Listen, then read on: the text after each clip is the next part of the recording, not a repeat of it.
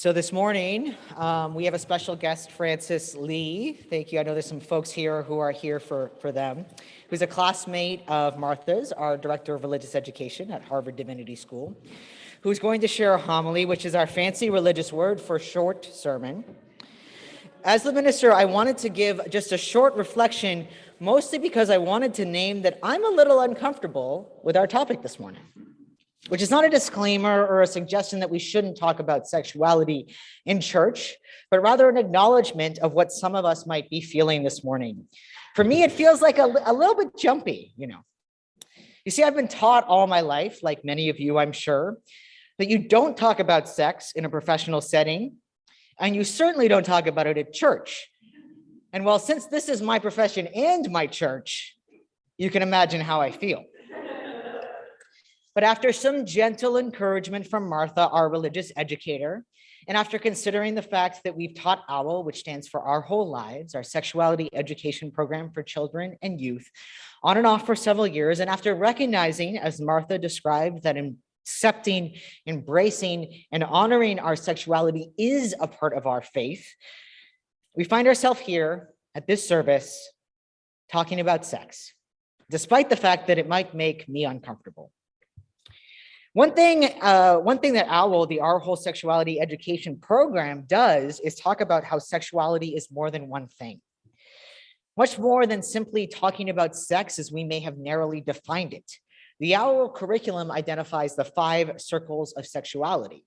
Sensuality, which is about caring and intimacy. Physical intimacy.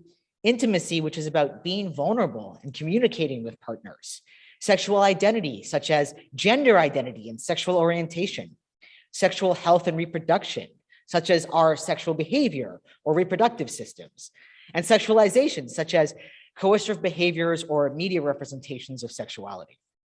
OWL reminds us that sexuality is part of all aspects of our lives and is influenced by all aspects of our lives. And Unitarian Universalists embrace and celebrate healthy sexuality throughout our history.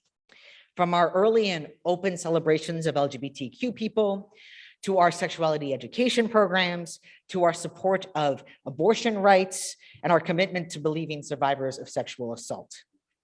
And here's the thing, none of those things in specific make me uncomfortable. In fact, they're reasons that I'm drawn to Unitarian Universalism. But I would say that the word sexuality does get me a little uncomfortable. I couldn't get through, for example, suggesting hymns to Soren for this service without thinking of a double entendre. And then when Martha suggested the title, Our Sexuality is Divine, I felt a little anxious. I said, maybe we needed to not place that word sexuality onto us and not make it so intense, which I know is just my stuff. But here's the thing, not talking about sexuality doesn't make it go away, and it doesn't foster a healthy relationship to sexuality. Finding it uncomfortable is the legacy of our ancestors, particularly the Puritans who founded this very church. The same people who would punish you if you were seen outside enjoying yourself, and I don't mean in a euphemistic way. Literally, if they saw you enjoying yourself, having too much fun outside, it was a challenge to the people who ran this church.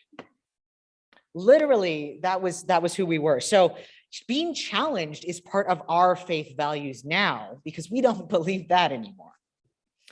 And one of the requirements of being a Unitarian Universalist minister is to take a course on being a sexually and healthy Unitarian Universalist minister and fostering sexually healthy Unitarian Universalist congregations.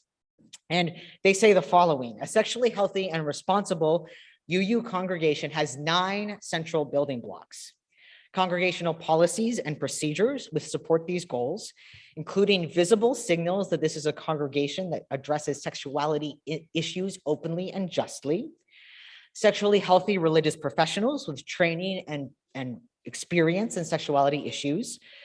Worship and preaching periodically on sexuality issues. Pastoral care on a wide range of sexuality issues, such as the butterfly fairy June wanted to talk about. Sexuality and education and support for adults. Welcome and full inclusion of lesbian, gay, bisexual, transgender, and queer individuals and families with LGBTQ members.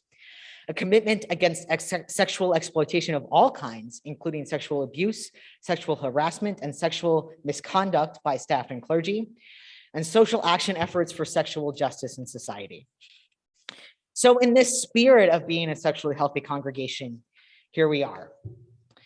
As a congregation that is striving to live into this fully, it is important and vital for us to recognize that sexuality is a part of our inherent worth and dignity, part of the divine within each of us. Because there isn't anything positive about pretending that it doesn't exist. It leads to repression and unhealthy behaviors. And in a time when there is a tax in our country on the rights of transgender children, that they are being denied health access on abortion rights, where states are deciding that teachers cannot talk openly about their partners if they happen to be queer. It's an act of faith for us to talk about this openly and responsibly. So I encourage you to have these conversations, because being part of a church means that sometimes you are a little uncomfortable, and church shouldn't always be comfortable. We come here to practice being the people that we say we want to be, and having conversations about uncomfortable things is part of that, and it's a part of the practice of our faith. So let us continue to explore this journey, not just today, but as part of our individual and collective spiritual journeys. All right, we'll invite forward our reading.